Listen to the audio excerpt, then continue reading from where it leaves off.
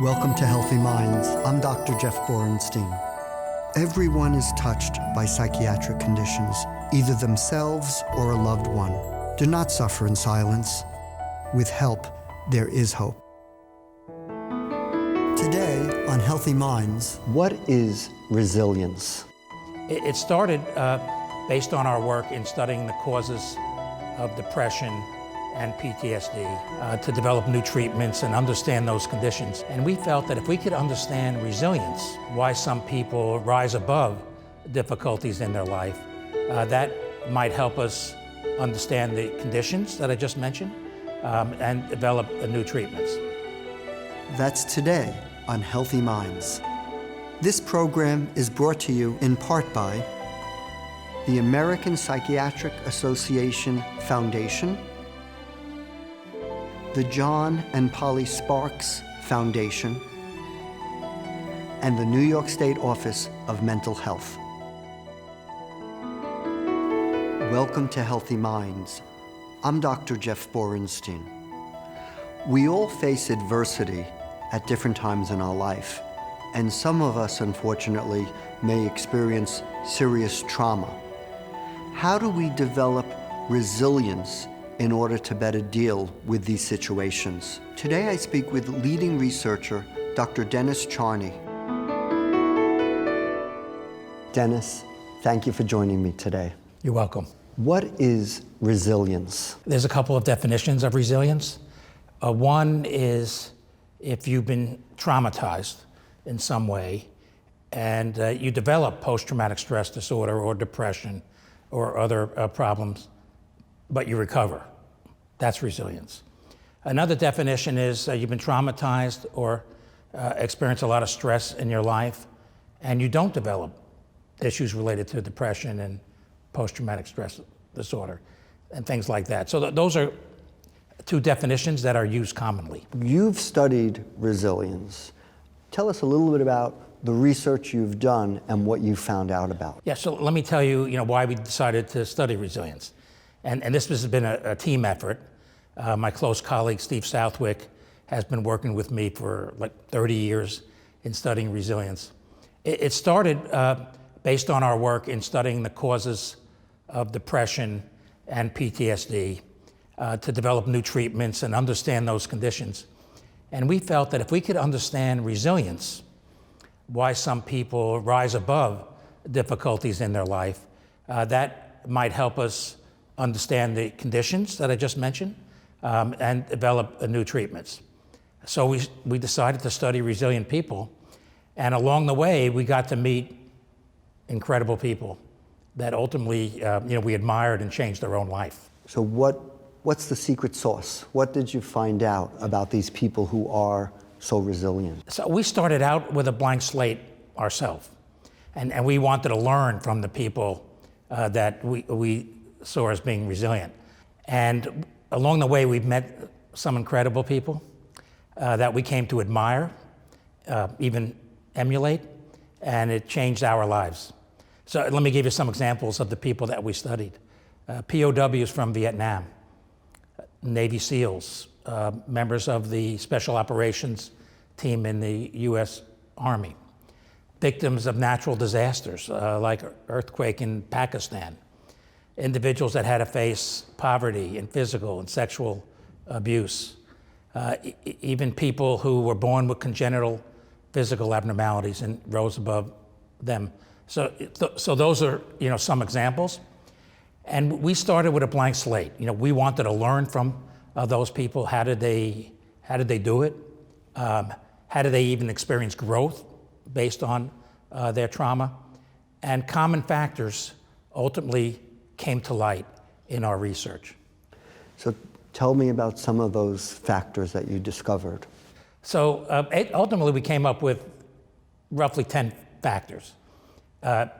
And we concluded one major thing, and that is, while everybody is born with a certain level of resilience, you can make yourself more resilient. Genes are not destiny. You can essentially train to become a more resilient So there are steps people can take to become more resilient in the face of adversity. Absolutely, yeah.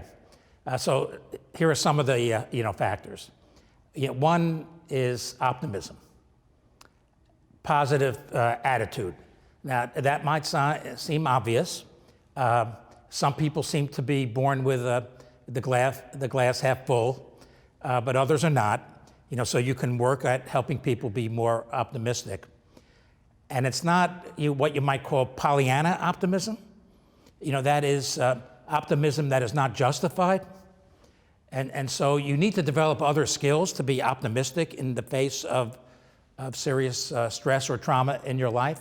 But ultimately, having the ability to be optimistic and know that you could overcome what you're facing is critical. So being realistic about the circumstances, not Pollyanna, but realistic, yes. But also being able to be optimistic given whatever the circumstances are. And the skills that you have developed to be able to handle those obstacles in your life. A good term is what you just said, realistic optimism.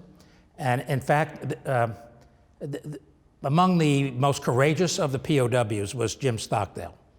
And he ultimately won the Medal of Honor based on heroism as a POW. And a term has been coined called the Stockdale paradox related to optimism. And that means you do have to face the brutal facts, that you're dealing with. On the other hand, you have to feel that you will prevail. So that is the kind of optimism that really characterized resilience. Another element that is really important is role models. To learn from people who've gone through what you're going through. And you can find role models in your personal life. They can be, a parent, or a sibling. It might be somebody who's gone through the same thing that you've become friendly with. They provide you a roadmap on how to overcome what you're facing. So role models are extremely important. And in many respects, it's kind of where things start in becoming resilient. So having someone that you can look to as sort of, that was the path they took in their adversity, in their situation, yes. And it inspires you that, well, maybe I could do that too. Very important. We found that, over and over again. A couple of other things, having a moral compass, having a set of beliefs that very few things can shatter. And for some people, that's religion in the traditional sense, having a strong faith, going to church or synagogue, getting support from that faith, but also the people you meet along the way there. But in other people, it wasn't traditional faith, but it was a set of beliefs about who you are, what you stand for, and that you get the feeling that, I might have been traumatized, but that doesn't change who I am as a person. I'm still that same person. So that's very important, a moral compass. Another element that is very important is a support system. And people that really care about you, that are there during the toughest times, to provide light at the end of the tunnel. You can't go through it alone. You need a safety net. And I'll give you one example from the POWs. We interviewed maybe 40 or so of the POWs from Vietnam who were held in prison, in Hanoi for 5, 6, 7, and even 8 years. And many of them were in solitary confinement. And so that was the most stressful part of being a POW. And they developed a tap code in which they could communicate to each other through the wall about what was happening to them. And the way the tap code worked is it was tapping. And so it had 5 rows of 5 letters. So if you tapped once, that was row 1, A, B, C, D, E. And then if you tapped 3 times, after that, that'd be the 3rd letter in that row. So that was a tap code, because they weren't even allowed to talk. So they tapped through the wall and many times communicated very intimate things about what they were feeling, about their life, about their family. And they told us over and over again that without that tap code, they wouldn't have survived. So the analogy for all of us is everybody needs a tap code. And everybody needs that support. The social support with another person or group of people. Yeah, very important. Tell us some of the other key steps towards resilience. Okay, so there are a number of others. Another one is to what we call reappraise what happened to you and put it in the context of your life so you can provide meaning from it. For example, if unfortunately you're the victim of a rape, and again, that's not about you. That's not who you are. But it happened to you. And you don't want it to change your life going forward. You want to be able to have relationships and have a joyful life. So you got to put that rape into context. It's not about you. You don't want it to change your life, but it did happen. You know, you can't undo it. It happened to you. So you want to become stronger from that experience. You reappraise it in the context of your life and say, you know, I'm going to move forward from that. I'm going to find role models that have gone through the same thing that I did. I'm going to have my own moral compass, so it's not going to change who I feel I am, you know, as a person. I'm going to get my support system to help me, you know, move forward. So that's another important element of becoming a resilient person. So really, it's taking a perspective on the situation, being realistic as to what happened, but also a perspective of the broader picture of one's life. Yes. In that context. Yeah. And you also have to face your fears. You know, there are things that may have happened to you that made you very fearful. You have to actively face your fears, actively cope. And for example, when we got to know the Navy SEALs, we thought, oh, the Navy SEALs, you know, they don't experience fear. You know, they're fearless. But when we got to know them, you know, they said, oh yeah, we experience fear. In fact, fear is a guide.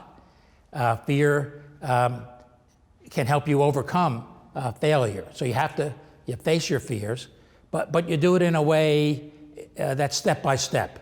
As an example of what the Navy SEALs sometimes do, you know, sometimes they have to go into a foreign country, jump out of an airplane at 20,000 feet in the middle of the night.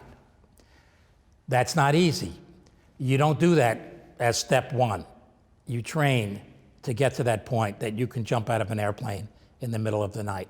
So you're gradually facing your fears until you feel optimistic, you know, and confident that you'll be able to move forward. In addition to the research that you've done on resilience, you've had to face an adversity. Yes. And test your own and further develop your own resilience. Yeah. I'd like you to tell us about that. Okay. You know, as I mentioned earlier, you know, that myself and our team, you know, have been studying resilience for decades. And I was always wondering, you know, whether I was a resilient person. I'm Vietnam era, but I did not go to Vietnam. I was in college, so I got a deferment. Then I went to medical school and I got a deferment. And by the time I got out of medical school, the war was over. So, you know, while I faced you know, certain obstacles in my life, had never been challenged like the people that I was learning from in developing a prescription to become a more resilient person. Until August 29, 2016. And I was coming out of a local delicatessen in Westchester, New York, and I was the victim of a violent crime. From about 20 to 30 feet, I was hit with a shotgun blast in my right shoulder and chest area. And the individual that shot me was a disgruntled former Mount Sinai faculty member who we had determined that he was the culprit of scientific misconduct. And as a result of that, I decided as the dean to terminate him. And after that, 6 years later, he ultimately tracked me down in Chappaqua, Westchester, where I live, coming out of a local deli. So I was hit seriously with this shotgun blast, ultimately was taken to an ICU, in fact, at Mount Sinai. and stayed in the ICU as part of my recovery. Luckily, the pellets, and I still have the 15 pellets in my shoulder area, did not hit a vital organ or vessel, or else I would have been killed. But there was a recovery process. And my recovery was public because it was in the newspaper, lots of articles. I'm the dean. I'm recovering at Mount Sinai with all my faculty and my students. It was the kind of story that the press likes to pick up on. The press picked it up, but also where I recovered was with so many people that I knew and had close relationships with. And one of the first reactions I had in my mind was, okay, I'm going to find out if I'm resilient because I got to face, this recovery. I also thought, well, all the things that I learned, let's see if they're actually... Let's see if it works for you. Yeah, let's see if they're true. And so, I experienced that recovery, process. And one thing I should mention is that once it happened in the acute phase, you find out, that, quote, ordinary people can be really heroic, right? So I get shot, but, the people I knew in the deli, where I went regularly, they go out, to try to confront the person who shot me. They call the police right away. They call the ambulance. They were heroic. And in fact, one story that always gets to me is, so I get in an ambulance, I'm taken to a local hospital first, and a police officer who was off duty comes to my room in the hospital, sits outside the room. And my son, who's also a doctor, when I'm ultimately being transferred to Mount Sinai, sees the police officer sitting outside my room, and he said, well, thank you. Who are you? And it turns out it's Police Officer Davenport, who was off duty, and he said to my son, I just wish I was there to take the bullet. I didn't know Police Officer Davenport. I do now. He was just an heroic police officer who wanted to do his job. So then I had to recover, and ultimately I did find, that a lot of the factors that we are discussing came and played a major role in my own recovery. As you were recovering and really testing and building on your resilience, were you able to step back and say, okay, am I having the right perspective on this? Am I being optimistic but realistic? What did you do with regards to all of these different steps towards resilience? Yeah. So I do tend to be an optimistic person. And so I was optimistic that I would recover. I did feel I had the wherewithal or the psychological toolbox to recover. But I did use certain tools in helping me recover. And one will sound a little bit odd. I'm a fan of Bruce Springsteen. And there's a song that he has called Tougher Than the Rest. And the lyrics don't quite fit what I was going through, but I'm in the ICU. And I kept saying to myself, I'm going to be tougher than the rest in how I recover. And believe it or not, just repeating that to myself, was very helpful. I had enormous support. I have a very close family, 5 children, been married, for 50 years, and had very close friends. So that really helped. The environment at Mount Sinai was extremely supportive. Ultimately, the students, as I recovered, formed an award called the Dean Charney Award for Resilience, which I tell the students that's the best award I've ever gotten, and now they give it out every year. And for me, also setting goals was extremely important. So for example, when I was in the ICU, in about 2 weeks, the white coat ceremony was scheduled. And that's a ceremony for the incoming medical students to welcome them, to medical school, and they get a white coat. Their parents come. It's a very emotional event. It's sort of the start of becoming a doctor. It's starting to become a doctor. And I always give a speech there. So I said to my doctors, you better get me in shape that I could give that white coat ceremony speech. So 2.5 weeks after I was shot, I gave that speech. And then I set other goals for myself, along the way. So, the bottom line is I did validate personally a lot of the factors that I think help you become more resilient. Thank you for sharing that, and it certainly shows that for you it worked, and obviously for many, many other people it works as well. Somebody's watching right now, and they've had a traumatic event. What do you say to them? I say you can recover. Have confidence. Utilize some of the things that we're talking about. I will also say to them, believe it or not, you can come out of this stronger. And I have done that with other individuals who have been traumatized. In fact, a number of years ago, there was a shooting in one of the other hospitals in New York City, Bronx, Lebanon. And a disgruntled employee went in and shot a lot of people. And a number of those who were shot were transferred to Mount Sinai, including some young doctors. And so one of those doctors was having issues around recovery, particularly from a psychological point of view. So they asked me, would I go see him? And so I went to see him and I said, I know what you're going through. I may be the dean, but I'm your brother. What do you see down the road? Where do you think it's going to go in terms of a further understanding about building resilience?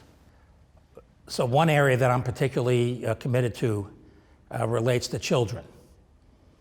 And it's, frankly, and your audience may be surprised at this, it's not a good idea to raise your children in a stress-free environment because they won't be prepared.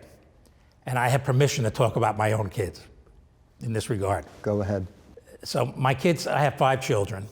Now they're adults. And when I started studying resilience, they were younger, they were teenagers and so forth.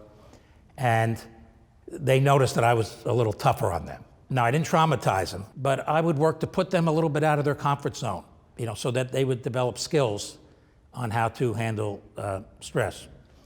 And in our case, we would take different trips to different parts of the country, national parks, go on hikes and so forth, that I would say were semi-dangerous. And there was one instance in the family where one of my daughters was around 13, and we were on a mountain, bad weather came in, there was some wildlife that was a little scary, and in front of all my other kids, she said from her heart, her soul, that she despised me.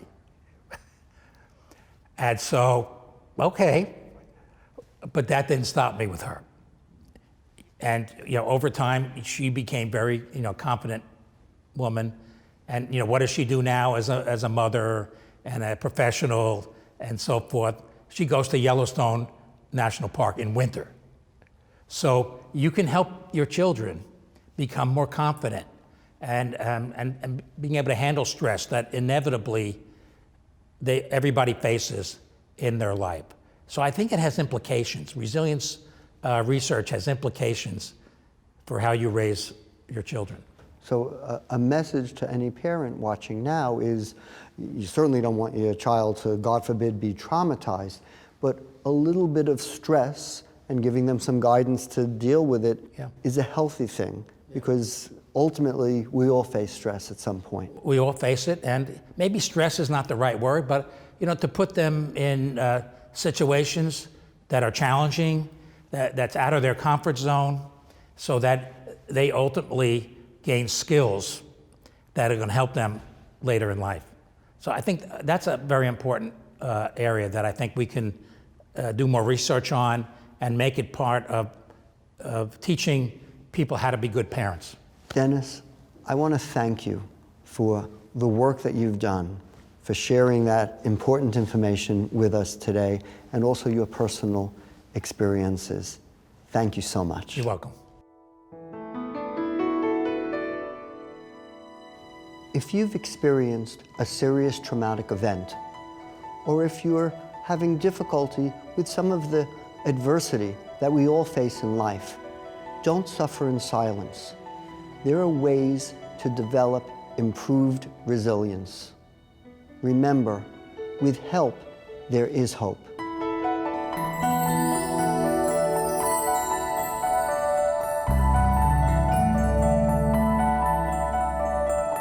Do not suffer in silence.